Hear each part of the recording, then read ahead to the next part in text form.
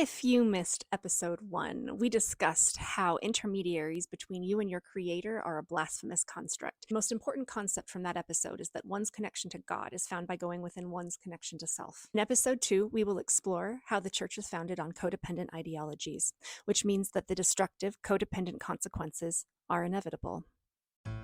My name is Angela Nibley, and I come from a family with history in the Mormon Church.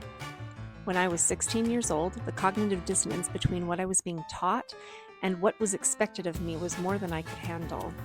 So, I decided to leave the church. It did not go well. This is my healing journey.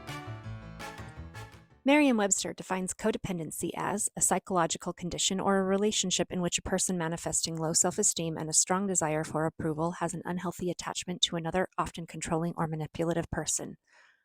People who struggle with codependency exhibit these traits: boundary difficulties, patterns of control, and an overemphasis on external validation. What you have to accomplish in this life is between you and the force that was driven to create you, whatever force you want to call that. How does it work? The force, what does it feel like? Have you ever been afraid of the dark? How does it feel when you turn on the light? I feel safe. Yes, it feels like that. When we value the input of others over what our calling is telling us, we miss our path and purpose in life. When we collectively value codependency over the boundaries that keep individuals safe, individuals pay that price. And they are restricted from following their personal calling from the divine. Because the church demands that in an ultimate battle of wills you defer your will to theirs, the church has set up a zero-sum game wherein what's best for you must always follow under what the church wants to give you. And if that doesn't work for you, you're out of luck. In order to get your needs met, you have to please them. Why is this a problem? Because every level of the church infrastructure is built on this understanding. There is a culture of compulsory kowtowing. You will cave or you will be severely punished. What are the ramifications of these behavioral patterns, you ask? I'm so glad you did.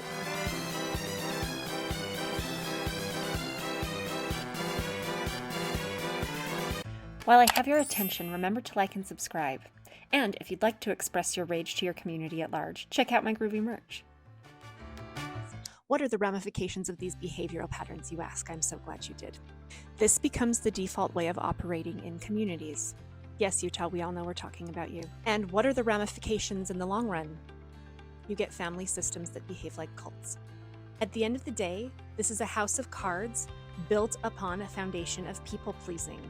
Minors and others who are systemically disempowered are the first ones whose best interests get sacrificed. They are the last priority when these systems go unchecked.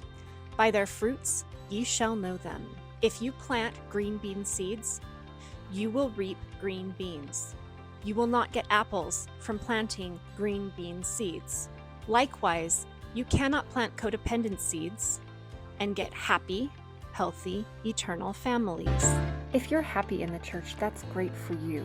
I'm not trying to convince anyone to stop doing what makes them happy.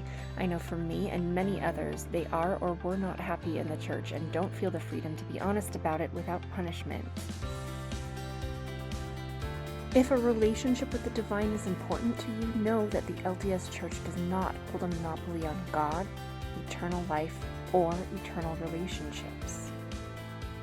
If you're tolerating a situation you want to leave for those reasons, you can ask God for yourself what is right for you. The residual confusion can compound the trauma. This clarity is for those who find healing in it. I hope I've encouraged you to explore where you've abandoned your autonomy. And remember, we take care of the goose for the health of the gander, so we can all be golden. Thanks for watching.